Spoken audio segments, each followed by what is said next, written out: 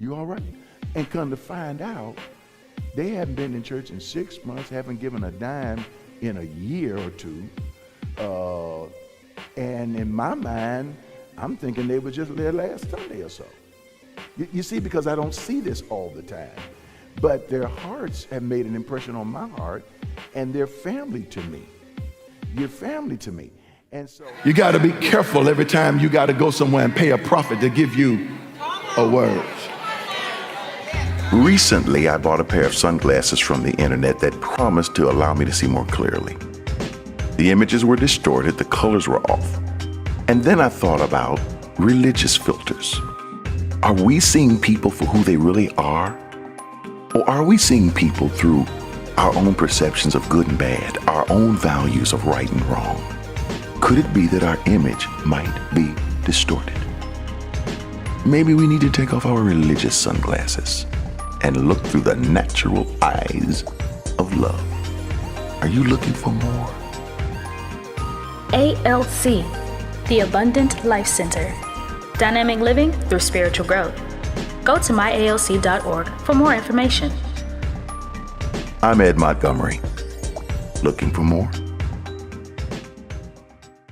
This is work, and I believe it is work that we are ordained to do, and what ALC has ordained, God has ordained ALC to help us be able to do, because our product, a lot of churches have different kinds of products that they do. Some deal with a lot of food, some deal with a lot of clothing. We would rather write a check to those to help those with food and clothing, to people who already do it, instead of us trying to reinvent the wheel. You understand what I'm saying? You know, sometimes people like to always, we gonna do this, we gonna do that, and we separate our money, and we don't know how to pull it together. So you pull your money to where, and help. If other folk are doing good at feeding those who are hungry, you need to put your money and separate it and help them do what they do on a much higher level. So that's what we've always done, but we always know what our product is. Our product, and if you hear me talking about ministry as well as a product, that's business part of it, of my mind. Our product is communication, and it has always been communication, whether it's television, whether it's print, whether it's radio, whether it's any other form of communication, to communicate a particular truth. And that particular truth is necessary. So what we are doing is looking for those who are looking for us. We are not, a lot of times churches, we just looking for everybody. So when you look for everybody, then you throw your net out. And all our business people, hear me. You have to learn how to transpose what I say sometimes on Sunday morning into your own personal life. You throw your net out trying to get all kinds of fish, and you do as Jesus said, but you wind up also, as Jesus said, tossing the ones out that you don't need or that you can't use.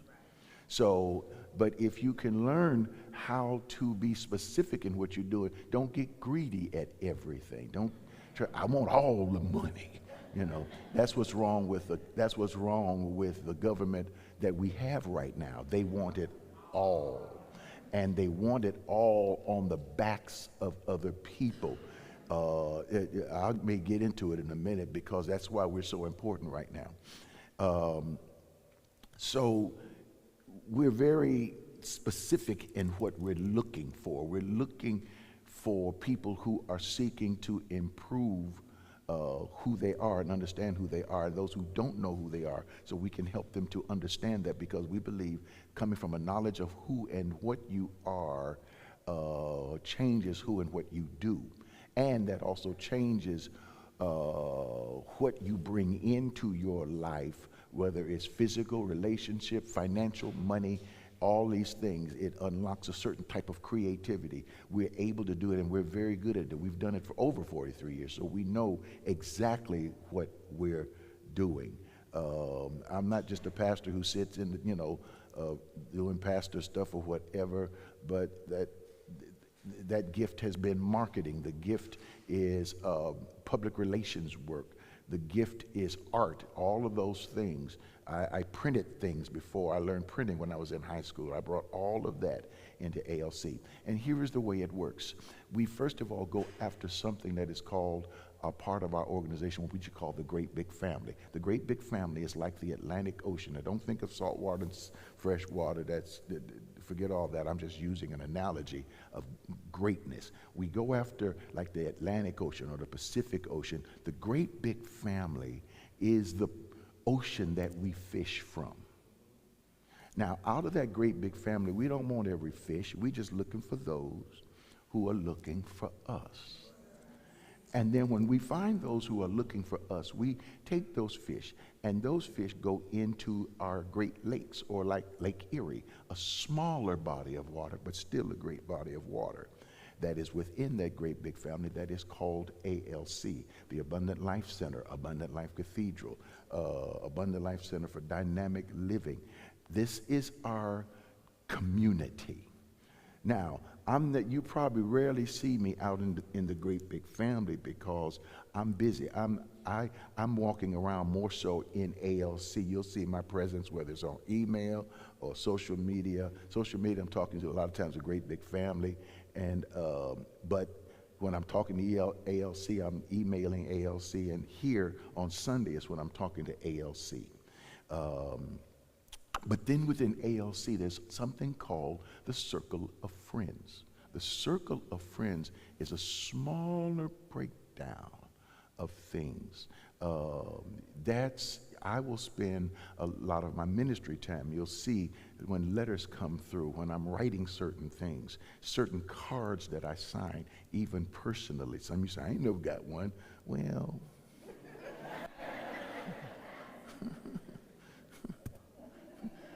there are ways to get a card. and so that happens, that circle of friends.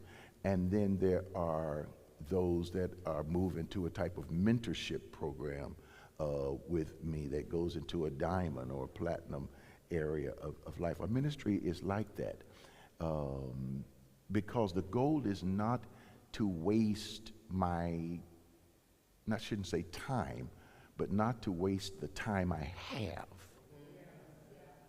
on doing what I've already done the last 43 years.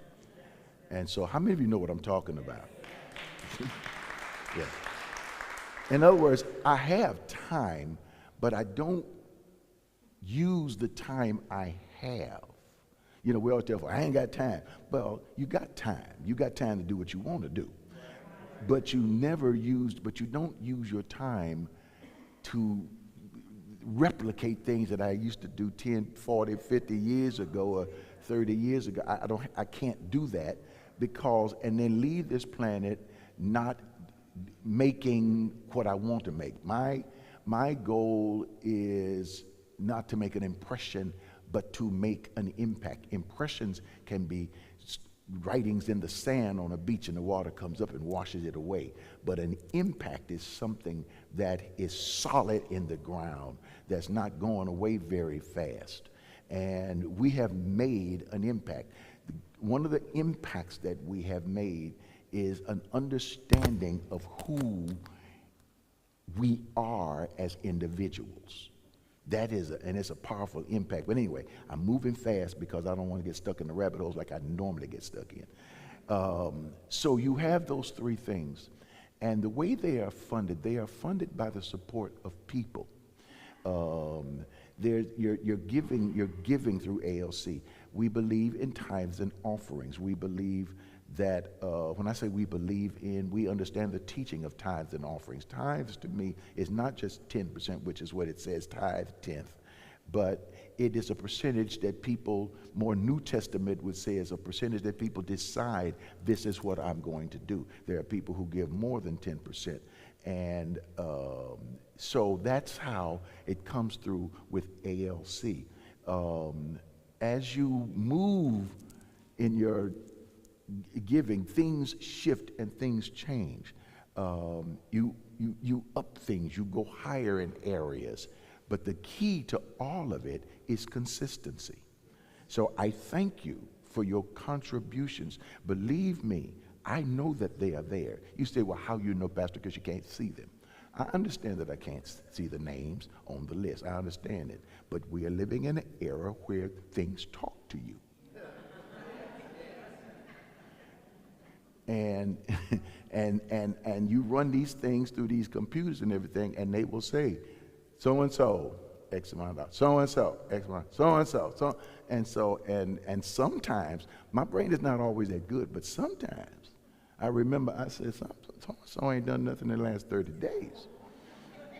And I said, what? And so guess what that triggers? That triggers, where is so and so? And it's not saying they ain't gave nothing. No, the first question that we ask is so and so all right? You hear what I'm saying? Because if something, so I mean, they just may not like you no more. But your first, yeah, seriously. But let them tell me that, or not me personally, because I don't want to hear that. But let them say, well, we decided to move our family somewhere where they've got this and they've got that and they've got 2 drums instead of 1 drum or something, you know.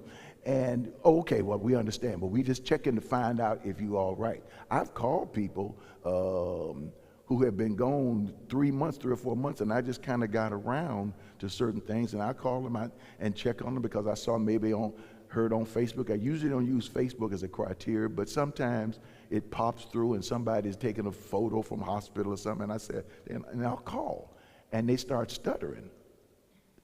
And I'm saying, you doing all right? And, Pastor? I said, yeah. You all right?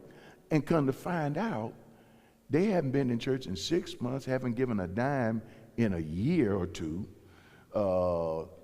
And in my mind, I'm thinking they were just there last Sunday or so. You see, because I don't see this all the time. But their hearts have made an impression on my heart, and they're family to me. You're family to me. And so, and then they finally let me know, well, we've moved on. I said, oh, okay, goodbye. Now hang up.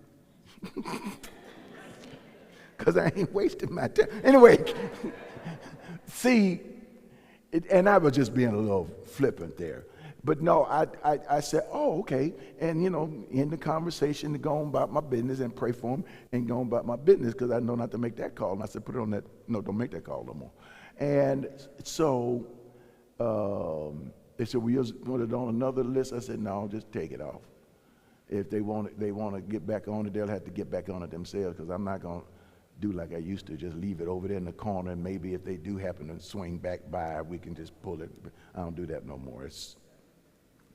But anyway, that's how that works. And so that's how we're supported. Love offering is something that I take very personally, and like I said, because of me, love offering, I'm gonna watch over it a little bit more at this age, at 73. That's where we just reached, 73. And thank you. I'm not going to be as private as I used to be about certain things right there, because I really don't care at this particular point. You know, the motherfucker, Lord, I'm just glad to be here, you know. So, but I use it. That love offering helps in a lot of different ways. People say, well, how much do you give? I said, you know, actually, within Scripture and the old prophets and everything, it was like 2.5%. That's what it used to be. Because that used to be what people would call first fruits. People used to say first fruits was church giving, but no, actually it was what happened with the priests.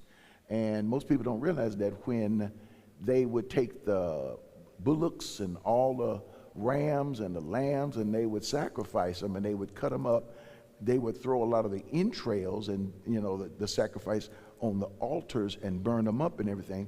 But the rack of lambs, the filet mignons, and the bullocks, and those cuts from the bullocks and everything, because they didn't have no pig. It wasn't no chitlins, and these were Jewish people, so it wasn't going to be no chitlins and hog maws and all that kind of stuff.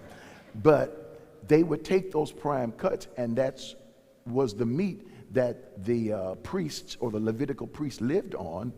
And to this day, the Levitical priests come from the lineage, butchers come from the lineage of the Levitical priests, which is why you saw so many Jewish butchers, because they were very good at cutting it and be very precise in it.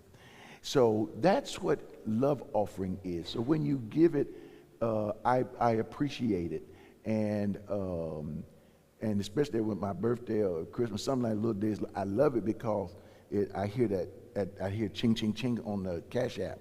You don't have to use the Cash App. You can go through the love offering, because that's what that love offering is. It is actually a scriptural thing, and people use it, and that is a very prayerful. Now that, Sandra and I have always, that is a very serious thing. That love offering is very serious to us. It began over 40 years ago when I was in my first church, and the deacons got mad at me. And no, listen, that church is, my first church was a wonderful church. We did great things. I got roads paved as a pastor. My first budget was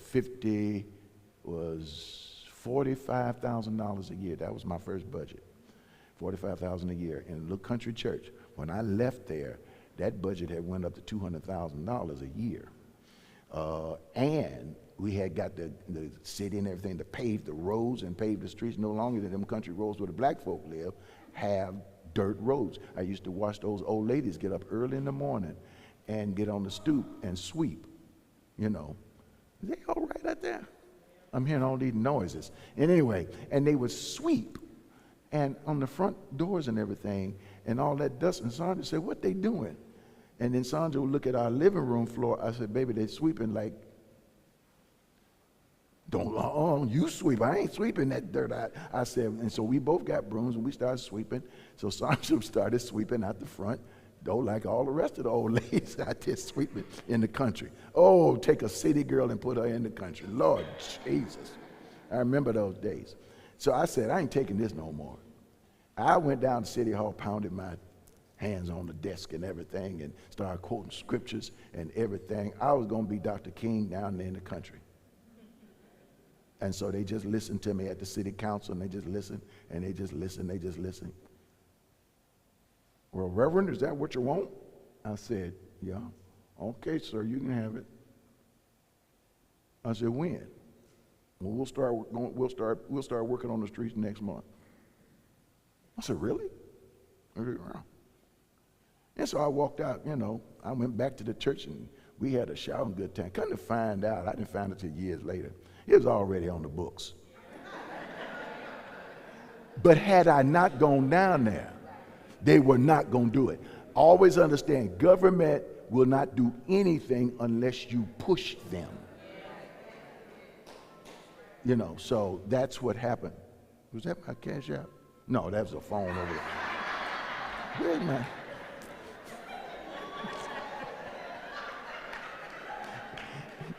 Anyway, so, but that's how ALC, you see what it do to me, don't you? They say he a money preacher. Yeah, I guess I was. Yeah, I guess I am. But then there's that. So here's the next thing, and here is why, and I'm gonna be a little bit more serious here. We are in a place right now where everything is a domino effect. And I'm not going to be real nice and say, well, you know, we're in the Lord's hands. I'm going to be and say this. I told y'all. I told you if you don't get, and I'm talking to these folk online too. I told you if you don't get yourself out there and vote and get off that couch and go vote. I told you don't be voting for all these other third-party people. Well, I'm holding my vote because you don't have no vote. You under the 14th Amendment, you don't have no vote. You vote, well, I wasn't sure about her, of a woman being able to live. I wasn't sure about her. You wasn't voting for her. You was voting for your existence. That's what you was voting for. Well, since you didn't do it, and nothing I can do. Since you didn't do it, hey, it is what it is. But I will say this to you, ALC, and say that's another thing I do. I talk to you and tell you things that a lot of other folk ain't gonna get. Here's the thing. I wish we had gone the other way. It would have been much easier. But there's a story about out of Exodus where the children of Israel coming out of enslavement, and they had got to the Red Sea. And everybody's asking the question, why did they go through the Red Sea? They didn't have to go through the Red Sea coming out of Egypt. If you look at a map, they didn't have to go through the water. They could have went around on land. And they asked the question, why didn't they go around on land? And God says, I did not take them on land because they did not have the will to fight.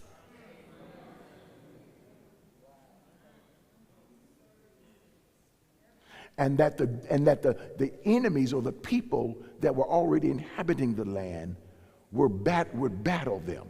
And an enslaved person didn't have the will to fight to the end. So God says, I could have took them that way, but they don't have the will for that, so I'm going to take them through the Red Sea.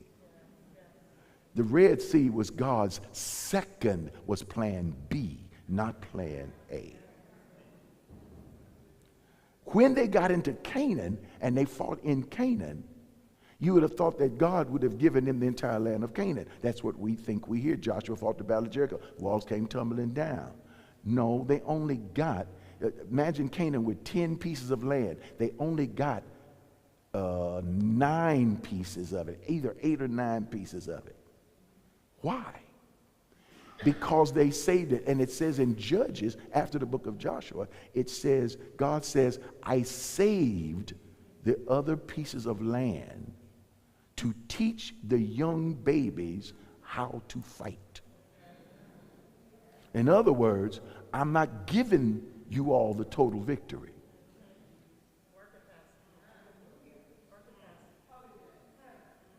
There must be something left for the young people to realize, I got to fight.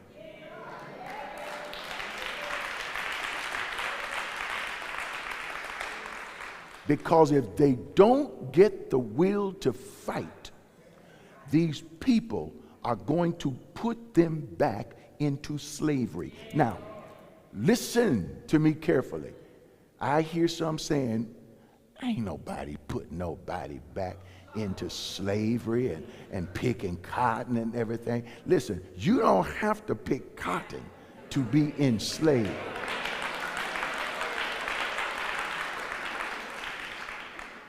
Working at a job that won't raise your salary, and you fighting on working on 3 jobs and can't even make your rent, that's enslavement.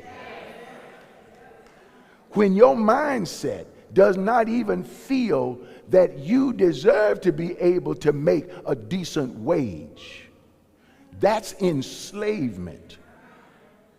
When you have gone to school and listened to your parents and your grandparents and who told you and raised you and said you're going to have to be twice as good.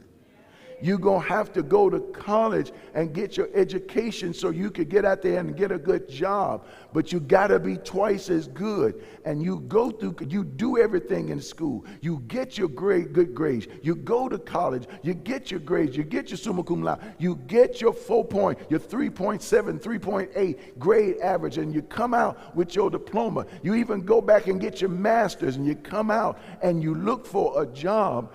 And Bubba over there, who is the nephew of the president of the company who got the money, is now the one hiring you and says that you are not qualified. And the not qualified thing, while you leaving out of the HR office and you saying, they said I'm not qualified for this job, you go home, you call your parents and they say I'm not qualified. Well, you're going to have to go back and try to get your doctorate or get your other master's. And then you go back to school and you take another course and you go to another side and Bubba number 2 tells you, who happens to be somebody who resurrected themselves, would be your supervisor, and where you've got the knowledge to be able to be vice president of that corporation, and they say, well, we're sorry, but we're just not looking for, what you have right now.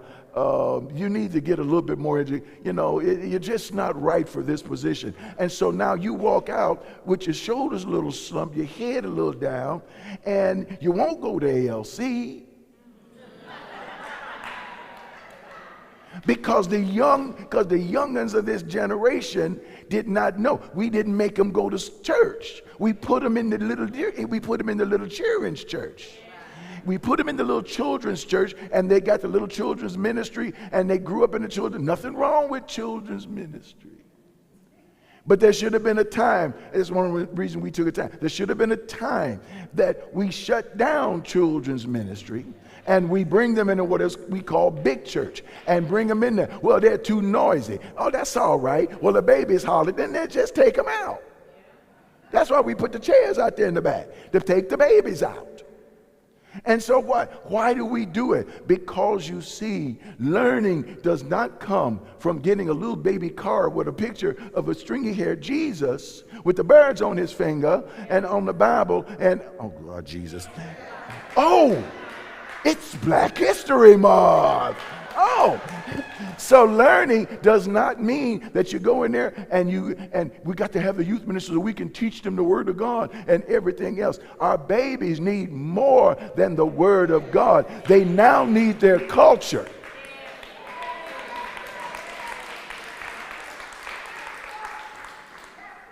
You're saying, well, that's what, so this is why I say this. You can stone me if you want. Don't stone me now.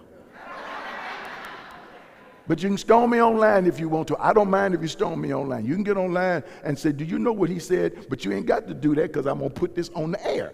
So what I'm saying is I think right now, I've said it before and I'll say it again, that every person with an other color of skin needs to pull out of predominantly churches that are led by leaders that we know have been preaching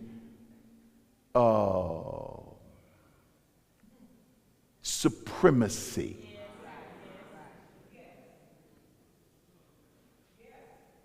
Well, no, ain't nobody been preaching supremacy. Well, and they just say we don't preach none of that. We just talk about Jesus. We don't talk about racial culture. How can you? You can't talk about Jesus and not talk about race or culture. Jesus was a Jewish man who dealt with Jewish laws. Jesus, I don't have time. Okay, I'm going down a rabbit hole. But Jesus dealt with a lot of racial things. But I firmly think at this space where I am, I may change later on in the years to come, but I think our young minds need to be pulled from their youth ministries. If you're going to go to church there, fine, that's you. But the young minds, young black minds, and young white minds. And I'm not talking color of skin. I'm talking about something else. Need to be pulled from ministries that are just going to teach Jesus and not love for people and working with people and connecting with people and fairness with people and honesty with people of all kinds of people. If that's not being, and all your puppets are one color, you can't do that. And if you take your children into that, you say, why are you talking to me? I'm here. I'm talking to the camera. And if you do that, what have you done to your child? Well, I've taught my child diversity. You mean diversity, equity, and inclusion? I've heard another one. Well, God sent me to turn them around. You can't turn them folk around. They're the presidents.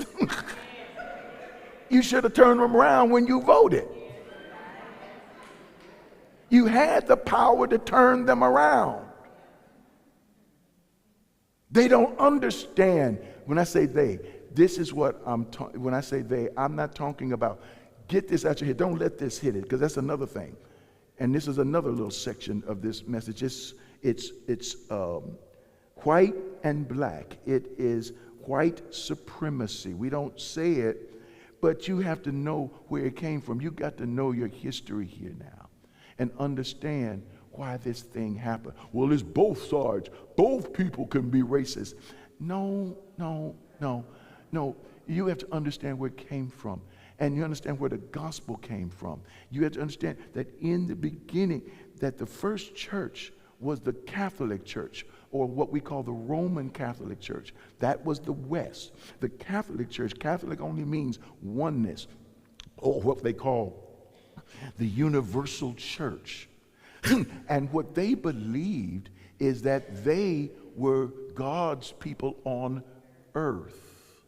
The Catholic Church, when Michelangelo painted the Sistine, and you always hear me talking about I want to go see it. Well, I can't see it now, but that don't mean I don't want to be in the presence and look up at it.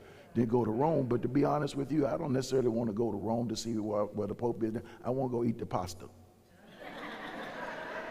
I done hinted at this for years, and ain't nobody come and got me no ticket. Now, I'm just kidding. I don't want no ticket to go to Rome, because you would just bring me one. I need a ticket for two. Do you have a two? No, not at this point in time. Unless you gave me a ticket for one and I find a two in Rome. But anyway.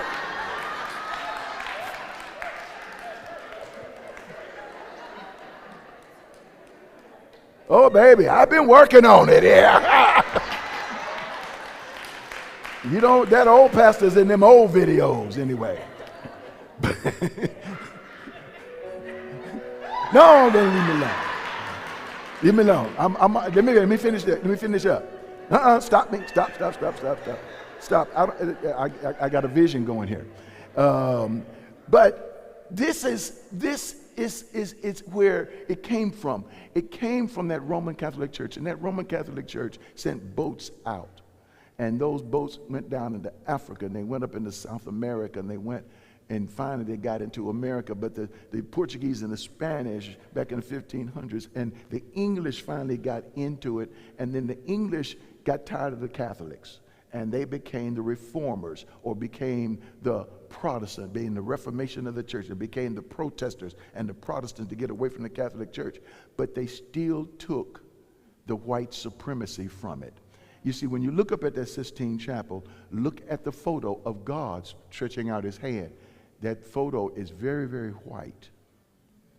And the picture of Adam, which was rumored, which we know basically was the lover of Michelangelo, is very, very white.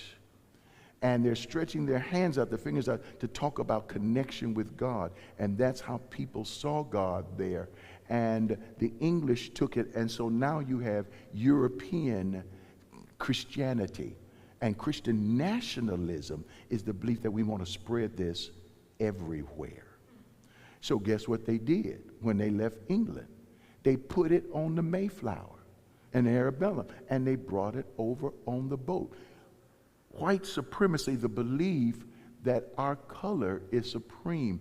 They built doctrines about it, but they couldn't make people believe it. You know what they had to do to make people believe it? They made the preachers and the priests preach it. So when they came over on the boat, the pastors of the church were preaching the supremacy, that people of color were animals without souls. Now, when that happens, you don't snap your fingers and get that kind of thinking out of your country. My friends, you say, well, that was the past.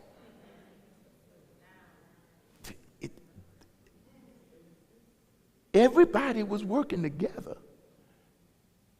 The black Africans was with the white women and the French, and they were with them until they finally realized they had to separate them. And the greatest pain, they tried to separate the French, but the French looked like the English. Tried to separate the Spanish, but the Spanish looked like the English. So what they did, the only people they could separate and make it stick were the Africans, because they saw the difference in color.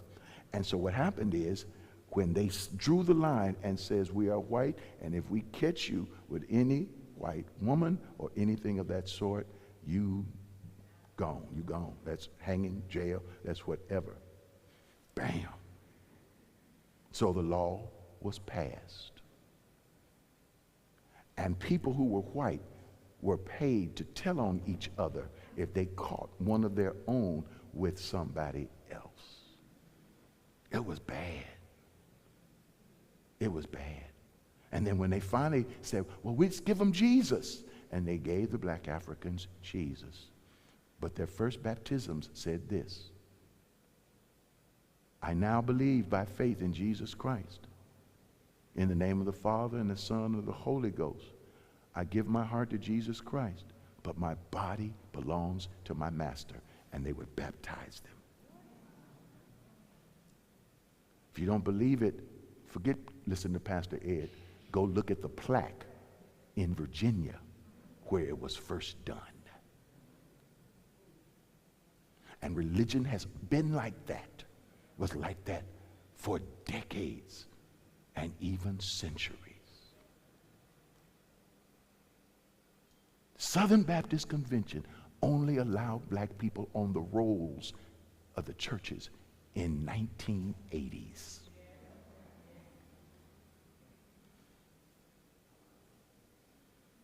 So, you don't get that out. Now, all of a sudden, we're making progress. Barack Obama, Joe Biden, Kamala Harris, you're making progress to where we can, but you're forcing people. No, you're not forcing people. You're forcing them to be confronted with the realism and the truth of who a people are. And then what do they say? They didn't say erase the people. They said erase the history. My God. Erase the history. And now we're in a place where they are erasing the history. Affirmative action is gone, which actually benefited white women. They're coming after the money and the grants and the money that comes from the government for the HBCUs. The diversity, equity, and inclusion was just to be able to level the playing, in other words, to confront people, to say, look, when you meet people of a different race, color, don't treat them like that. But you just threw somebody else out. This is not just about black and white. White supremacy is about anyone that can be considered to be disposable people. You all know, I was going to show up, but I don't have the time to do it. You all know of my eyesight, but when I'm out in the streets, and you don't see me when I'm out in the streets, you will see me with my cane. And my cane is a red and white cane that my eye specialist told me, Dr. Ed, you're going to have to carry this.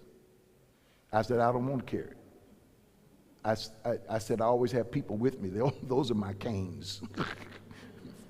They said, Dr. Montgomery, you might be finding yourself in a position where you're not only you're going to have to learn to keep carrying it, you're also going to have to learn to extend it, because I've only extended it probably once when I was out in the street taking a walk. And they said, you're going to have to learn to extend it, and you're going to have to take classes and learn how to use it. But you see, that messes with my ego. That messes with, you get what I'm saying? And I don't mind, I'm a man, I don't mind telling you what the deal is. That messes with, it makes you feel, because, you got church folk. Well, why ain't God healed you? Let me lay hands on you. And I tell them to kiss my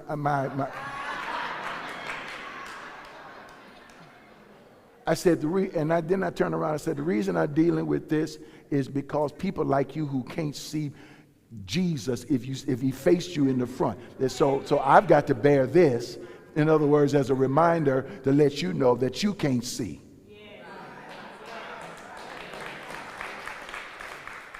So I'm even going to be doing things like when they have White Cane Day in Houston, to go down and to be there. See, God has given me a platform. When you have a platform for something, you might use it for one thing, but if you get a platform, then you use that platform to help people who don't have a voice to be heard based on some of the things that they need to say.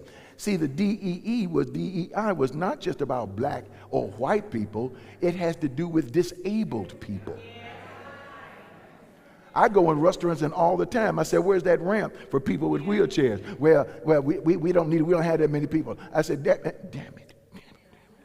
Darn it. You need to put that ramp in there, or my next phone call is going to be somebody who's going to give you a citation. What about people who can't see? I don't like the lighting in here. I said it needs to be brightened a little bit over here. Well, we need an atmosphere. I said, what about the people? And they say, well, we can't just do it for a group of people. I said, everybody, ain't none of these folk can see in this place. Just a little bit more. Just a little. I understand your atmosphere. But you use your platform. And if they don't do it, I'm going to get on the internet and I will get my several thousand people. What's several thousand people? Several thousand people we should always have when you should always hit that like button. See, that's why you hit it for us. Because we need numbers. We need numbers, algorithms. Secondly, when your gifts and your giving, you need numbers. You need the finances to back this stuff up. Our programs now, I don't want to create a Sunday school. I've been resistant. I know what I want to create now. It's going to be a cultural type of Sunday school, where you're going to be able to teach American history as well as not black history, but how black history and American history have merged, and how the spiritual, well, why do you, this is a church, why ain't you dealing with our spirituality? Because they mixed it. They mixed religion with politics, and it's all tangled up. You didn't hear it when they brought this guy in. What's his name? What's that man's name that they trying to put over the FBI? Whatever his name is. Yeah, the guy. Anyway, they trying to, I can't remember it anyway. But anyway, they're trying to make him the head of the FBI. Yeah. Cash Patel, that's it. Trying to make him the head of the FBI. And they asked him, aren't you a part of QAnon? And it goes right over many of our heads. You know what QAnon was? QAnon literally spiritually raped the Southern Baptist Convention.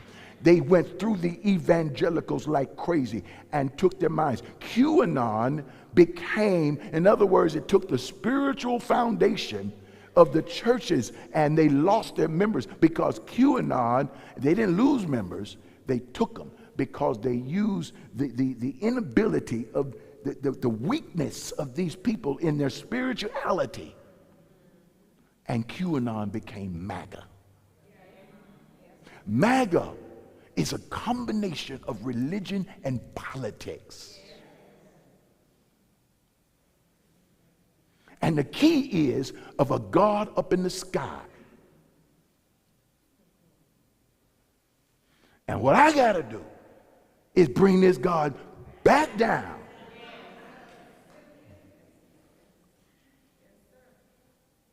This is what ALC is. This is why we use the money, because now ministry is not going to be having revivals and having this and everything. Ministry is going to have to be on this internet. This is the new television.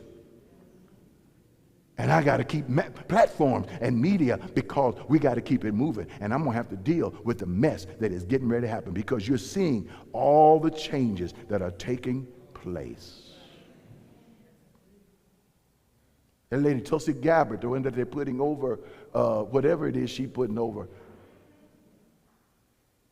She was in Hare Krishna all basically years of her life. You know what Hare Krishna is? Those are the ones in the orange things jumping up and down with the tambourines. You used to see on the corner. Yeah.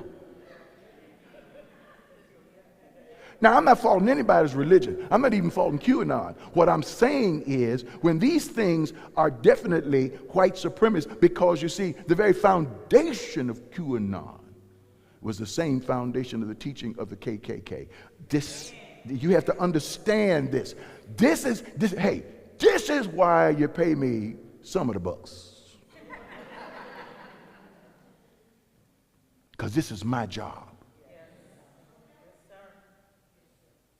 And there are going to be black pastors, black-led churches that are going to come at me and say, you can't teach that. When I turn around and start telling them that God was in you from the day you were born, and they turn around and say to you, oh no, God didn't come in till later on. I didn't find Jesus till I was 35 years old. I said, well, where? I was in sin. In sin. God wasn't in you when you were born? No. That's what they taught you, because they needed you to believe that God was up there and you were down here without a God inside of you. They taught you that God couldn't be inside of you because you were too sinful, because you were too dark. And then somebody comes along and starts teaching it. I'm getting ready to put up your messages that are going to be online and where you're going to find them. The online is just one thing, but when we get into Dr. Ed's place and the curriculum, we're already dropping the curriculum of the teaching now. I'm going to teach you how to teach like me.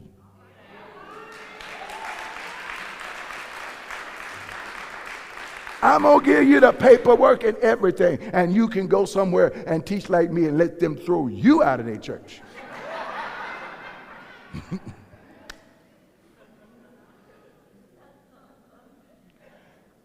The dominoes, ladies and gentlemen, are falling. And your black power elite do not see the church as an entity of help, because they see the church as impotent.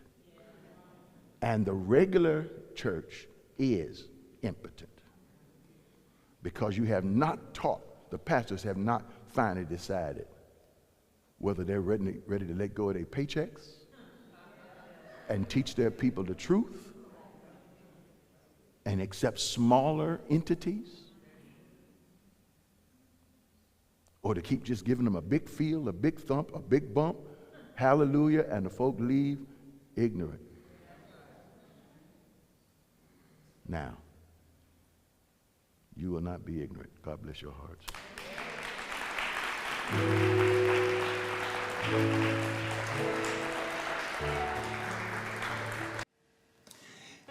The word this year is bold.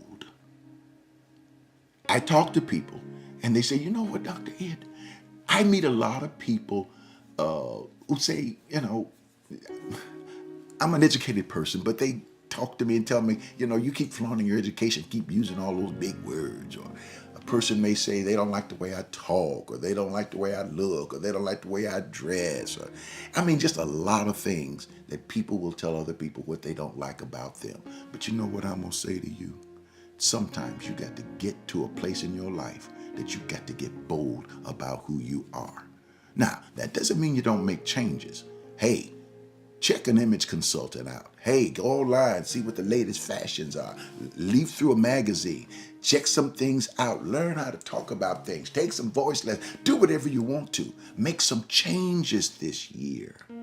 But once you make those changes, let it be you that makes those changes. And once you're satisfied with you, then be the most extraordinary you can ever be. That's what I'm teaching on all this year, is talking about the extraordinary I, the power of that true I of who you are. So take a moment and emphasize it, because giving makes a difference. When you connect your giving with who you are, it reinforces the power of who you are. That's right. It's not just saying, oh, I'm a nice person. You got to give something. When you give something away, whether it's a smile, whether it's a conversation, whether it's a pat on the back, it reinforces it. I want you to take a moment, make a contribution to what we're doing. I don't know what what the amount is that's in your mind, but choose one. Might be $8, might be $10, whatever it is. Do it now. You can do it on your text to give 713-742-2035. But whatever you do it now, right now. We would be so eternally grateful, and it would make me happy. Thank you so much. I appreciate exactly everything that you're doing. Be bold.